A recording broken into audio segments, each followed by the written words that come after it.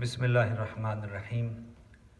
السلام علیکم ناظرین، داستان صحابہ کرام کی اس عنوان کے تحت آج ایک بہت پیاری ہستی اور حضور اکرم صلی اللہ علیہ وسلم ان سے محبت فرماتے اور وہ حضور سے محبت فرماتے، حضرت حکیم بن حزام رضی اللہ تعالیٰ عنہ۔ آپ قریش سے تعلق رکھتے تھے اور حضرت خدیجہ الکبریٰ رضی اللہ تعالیٰ عنہا کے بھتیجے تھے۔ بچپن میں حضور کے ساتھ کھیلے، حضور سے عمر میں 5 سال بڑے تھے، لیکن قبیلے کی وجہ سے، شرف اور عزت کی وجہ سے، اور دونوں سنجیدہ تھے، آپس میں بہت زیادہ محبت تھی۔ یہ حضور سے 5 سال عمر میں بڑے تھے، لیکن بہت گہری دوستی تھی حضور اکرم صلی اللہ علیہ وسلم کے ساتھ۔ اور جب آقا علیہ السلام نے حضرت خدیجہ الکبریٰ رضی اللہ تعالیٰ عنہ سے شادی کی تو چونکہ حضور سے پھر خاندانی تعلق بن گیا، رشتہ بن گیا، تو پھر ان کی محبت اور بڑھ گئی اور یہ سائے کی طرح حضور کے ساتھ رہتے۔ یہ اعلان نبوت سے پہلے کی بات ہے، لیکن جو ہی حضور اکرم صلی اللہ علیہ وسلم نے اعلان نبوت فرمایا تو جتنی دوستی تھی، چاہیے تو یہ تھا کہ یہ سب سے پہلے اسلام قبول کرتے، حضور کی زندگی کے صبحوں شاموں کے، راتوں اور دنوں کے رفیق تھے اور ساتھی تھے۔ لیکن عجیب مسئلہ یہ ہوا کہ یہ اسلام نہیں لائے اور انہوں نے حضور کی مخالفت کی قریش کے ساتھ مل کر، اور تھرو آؤٹ مخالفت کرتے رہے، یہاں تک کہ آقا علیہ السلام نے ہجرت فرمائی اور مدینے چلے گئے۔ پھر یہ بدر کے اندر بھی شامل ہوئے کفار کی طرف سے، احد کے اندر بھی شامل ہوئے، خندق کے اندر بھی شامل ہوئے۔ تو ساری جنگیں انہوں نے اسلام کے خلاف لڑی۔ حضور کے بڑے پیارے دوست تھے، بچپن کے دوست تھے، قبیلہ ایک تھا، خاندان ایک تھا، فیملی ایک تھی، اور بھی گوڑھی رشتہ داری ہو چکی تھی۔ جب حضور اکرم صلی اللہ علیہ وسلم نے مکہ فتح کیا تو فتح مکہ کے بعد یہ مسلمان ہوتے ہیں، کیونکہ حضور اکرم صلی اللہ علیہ وسلم ایک دن صحابہ کرام کے اندر بیٹھے اور آپ کے دل میں یہ خیال تھا کہ اگر یہ 4 لوگ، حضور فرماتے کہ میں ان کے کفر سے تائب ہوں اور میں چاہتا ہوں کہ دل سے چاہتا ہوں کہ یہ مسلمان ہو جائیں۔ اور زارہ جن کے بارے میں پورے مکے سے 4 لوگوں کے بارے میں حضور فرما رہے تھے، یقیناً وہ بڑے کمال کے لوگ ہوں گے۔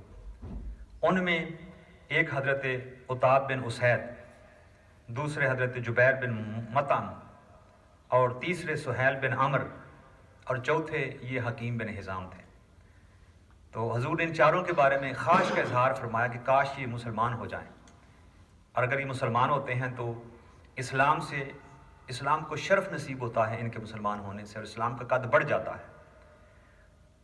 تو مزے کی بات دیکھیں کہ اللہ تعالیٰ نے اسی رات جب حضور یہ کہہ رہے تھے صحابہ کے اندر بیٹھے، 4 کے دل موڑ دیے اور اگلے دن یہ 4 مسلمان ہو گئے۔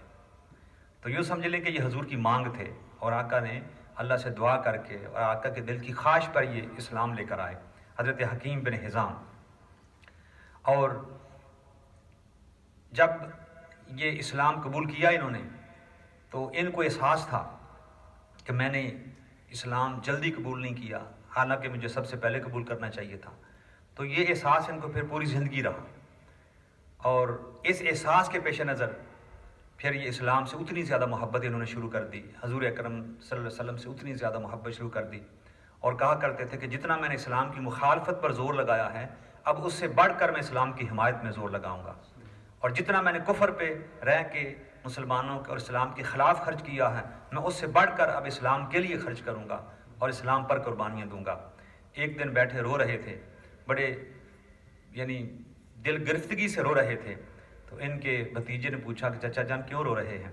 تو کہتے ہیں کہ میں اپنے مقدر پہ رو رہا ہوں، اپنی قسمت پہ رو رہا ہوں، کہ جس طرح میں حضور کے قریب تھا، مجھے چاہیے تھا کہ سب سے پہلے مسلمان ہو جاتا، لیکن مجھ سے لوگ نمبر لے گئے۔ اب میں زمین کے برابر بھی سونا اور چاندی اللہ کے راستے میں تقسیم کر دوں تو میں بدر والوں کا مقابلہ نہیں کر سکتا، میں احد والوں کا مقابلہ نہیں کر سکتا، وہ جو مکے کے دور میں مسلمان ہوئے تھے میں ان کا مقابلہ نہیں کر سکتا۔ اپنے مقدر پہ رو رہا ہوں کہ میری آنکھیں کیوں بند رہیں، میری مت کیوں ماری گئی، میری عقل کہاں غائب ہو گئی۔ اللہ نے شعور دیا ہے، ہر چیز دی ہے، لیکن وہ کہہ رہے تھے کہ ہمارے بڑے چونکہ اسلام قبول نہیں کیا اور بڑے بڑے جو سردار تھے انہوں نے مخالفت کی تو انہوں نے ہمیں بھی ساتھ لگا لیا اور اس طرح ہمارے بڑوں نے ہمیں ڈبو دیا. لیکن پھر شکر ادا کرتے کہ چلو موت کفر پر نہیں آئی, اللہ تعالیٰ نے اسلام کے لیے ہمیں قبول فرما لیا ہے. تو یہ حضرت حکیم بن حزام بڑے عقل مند تھے, اس لیے حضور کو دکھ بھی تھا. بڑے سمجھدار تھے, بڑے بہادر تھے, بڑے خوبصورت تھے اور بڑے صاحب وجاہت اور صاحب عقل سلیم تھے.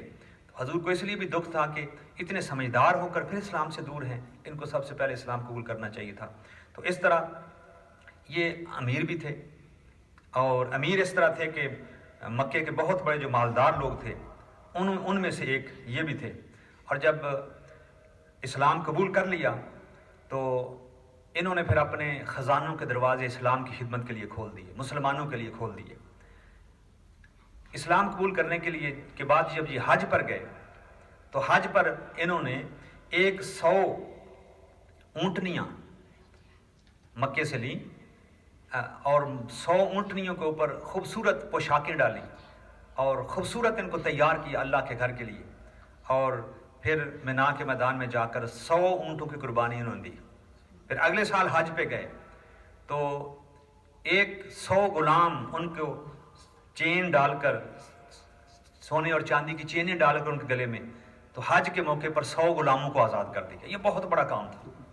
اور پھر تیسرے سال جب حج پر گئے, یعنی دیکھیں کس طرح اسلام کے اوپر اب ان کا دل کر رہا تھا میں سب کچھ قربان کر دوں. جب تیسرے سال حج پر گئے 1000 بکرا مینا کے میدان میں جا کر اللہ کے نام پہ ذبح کیا. تو یہ حکیم بن حزام ہیں کہ جنہوں نے اسلام جب قبول کیا, لیٹرا نہیں کیا, دیر سے کیا, لیکن وہ ساری کسر نکال دی.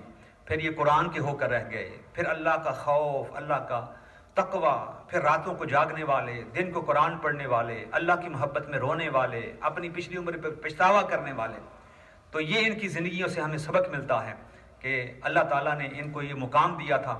اور ایک اور بات کہ جب آقا علیہ السلام نے مکہ فتح کیا تھا تو یہ اس کیلیبر کے لوگ تھے حضرت حکیم بن حزام, کہ جب حضور نے مکہ فتح کیا تھا تو جب اناؤنسمنٹ کیا کہ خانہ کعبے کے جو غلاف کے اندر آ جائے اس کو امان ہوگی, ہم اس پہ حملہ نہیں کریں گے. پھر ابو سفیان کے گھر میں جو چلا جائے اس کو بھی امان ہوگی, جو ہتھیار پھینک کے اپنے گھر کا دروازہ بند کر لے اس کو بھی امان ہوگی. اور ایک حضور نے اعلان یہ بھی فرمایا تھا جو حکیم بن حزام کے گھر میں چلا جائے اس کو بھی امان ہوگی. تو اس لیول کے یہ بندے تھے حضرت حکیم بن حزام, جو بچپن کے حضور کے دوست تھے. پھر زندگی مخالفت میں گزری, لیکن آخر میں آ کر جب مسلمان ہوئے تو ایسے مسلمان ہوئے کہ دوسرے مسلمانوں پر ان کے اسلام پر رشک تھا اور انہوں نے پھر پوری زندگی اسلام کے نام لگا دی. دعا اللہ تعالیٰ جو شوق ان کو ملا پھر اسلام لانے کے بعد اللہ اور اس کے رسول کا, اس میں سے حصہ وافر ہمیں بھی عطا فرمائے. وما علینا الا البلاغ.